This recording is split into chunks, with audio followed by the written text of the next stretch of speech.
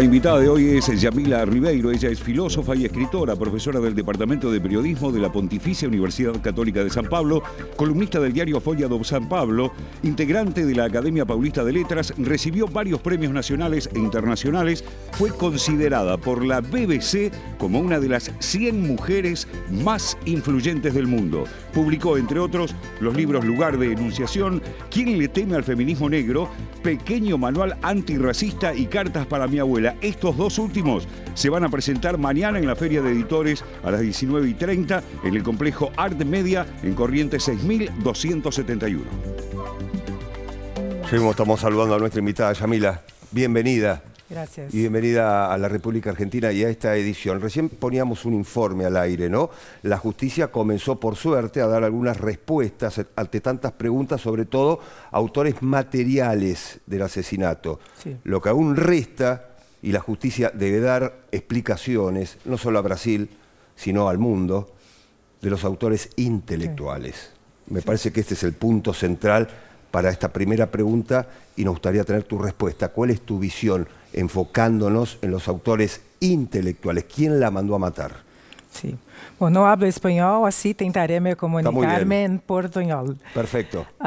Penso que es necesario saber quién ordenó el asesinato de Marielle Franco, porque otras personas involucradas en un crimen fueron detenidas en Brasil, pero necesitamos respuestas porque o assassinato de Marielle foi um crime brutal para toda a sociedade brasileira, pero há que ser visto também como uma ameaça para todas as mulheres em Brasil que lutam contra o sistema racista, machista.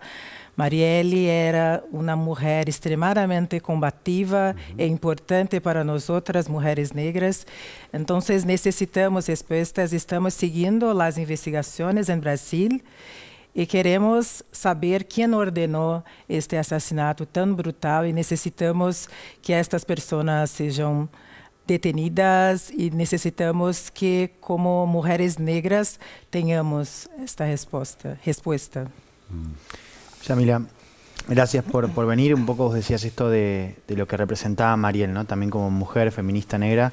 Te pregunto también un poco por eso, digamos, vos ves otros casos, digamos, que también están reflejados en el activismo de Marielle. Sí, pienso que Marielle, ela era una mujer muy importante para nosotras porque ela representa la interseccionalidad, pensar el enfrentamiento de todos los sistemas de opressões sem apagar nenhuma identidade. Marielle era uma mulher negra, lesbiana, socialista, moradora de uma favela em Rio de Janeiro e trazia consigo estas identidades e essa importância de lutarmos contra todos os sistemas de opressão. Necessitamos lutar contra o classismo, o racismo, o machismo, de forma integrada e não separada, como muitas vezes as pessoas pensam que são. Então, penso que Marielle representa toda a sociedade brasileira, porque era uma mulher que compreendia a importância de visibilizar todas as formas de opressão. ¿Qué tal? Bienvenida, Yamila. Me corro por un momento, quizás no del todo, del caso de Marielle Franco. Quería hacerte una pregunta un poco relacionada a uno de los libros que vas a presentar mañana, el Pequeño manual antirracista, que tanta repercusión tuvo en Brasil y que esperamos también la tenga en Argentina.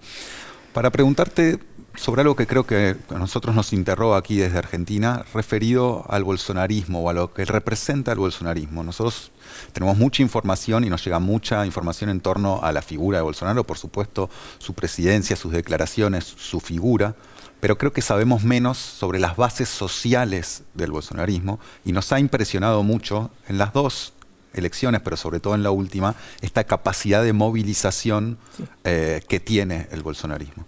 Por eso la pregunta que quería formularte es, por un lado, si podés describirnos cómo está compuesta esa base social y hasta dónde tiene contacto con este concepto de racismo estructural que vos trabajás y que atraviesa de diferentes formas a la sociedad brasileña. Bueno, Bolsonaro foi derrotado em Brasil, pero o bolsonarismo é muito forte ainda em Brasil. Eu penso que necessitamos em Brasil da democratização dos médios em Brasil, porque a criminalização do Partido dos Trabalhadores em Brasil foi muito forte por las mídias. Precisamos de uma lei de médios em Brasil, porque os médios em Brasil são dominados por algumas famílias que controlam os médios em Brasil e informam a população do modo que querem. Então, penso que é uma parte muito importante em Brasil, porque temos em Brasil, por exemplo, médios que são controlados por igrejas evangélicas. Então, como vamos a enfrentar este tipo de narrativa em Brasil que criminaliza as pessoas que estão lutando contra o sistema, se não termos uma lei de médios? Então, para mim, é muito importante. Por outro lado, penso que há uma profusão de igrejas em Brasil e essas pessoas estão interessadas em la política, é um projeto de poder também, porque um intendente de Rio de Janeiro, por exemplo, era um pastor de uma igreja muito popular em Brasil. E estas igrejas estão muito presentes em las periferias em Brasil. Então, quando o Estado não é presente, estas instituições estão presentes nesses espaços com um discurso de acolher a população, mas nós sabemos que, na verdade, que estão a alienar as pessoas nesses espaços. Então, trabalho de base é muito importante. Necessitamos fazer trabalho de base, necessitamos confrontar este sistema de los médios em Brasil, necessitamos questionar porque algumas instituições religiosas têm poder de ter os médios, por exemplo. E penso também que é necessário trabalhar na educação em Brasil, porque o bolsonarismo em Brasil avança muito com este discurso de que estamos aí, esse discurso de la propaganda de gênero, de que é necessário combater, que a esquerda queres que tu hijos sejam isto ou aquilo. É um discurso moral muito forte e necessitamos combater estas narrativas que o bolsonarismo ha criado em Brasil. Por outro lado, penso que também não é possível em Brasil enfrentar o sistema se não reconhecermos o racismo como uma estrutura. A esclavitud em Brasil foi presente por mais de 3 siglos. Isso significa que a esclavitud em Brasil foi a base da economia por mais de 3 siglos. Então, é necessário enfrentar as consequências do colonialismo em Brasil. Brasil depois criou esta ideia de democracia racial, que em Brasil não há racismo, o que é uma mentira, e que foi muito difícil, extremamente difícil e doloroso para os movimentos negros enfrentar esta narrativa, porque se não nomeia um problema, não vai a pensar soluções para este problema. Então, penso que em Brasil necessitamos enfrentar o racismo com uma estrutura que dificulta oportunidade para pessoas negras e indígenas de ter direitos. Então, não há como enfrentar problemas em Brasil sin enfrentar o racismo estrutural. Yamila, ¿qué tal? Gracias por venir. Mi pregunta está más orientada a la presidencia de Lula actual. ¿Qué crees que se ha hecho hasta ahora? ¿Qué significa que Aniel Franco esté, la hermana de Mariel, esté a la cabeza del Ministerio de Igualdad Racial? Y por último, que tiene que ver con esto, ¿qué crees que se podría hacer y que no se hizo en las anteriores presidencias de Lula? ¿Y cómo se está tratando en términos políticos, en términos de medidas actualmente, la lucha contra el racismo en Brasil?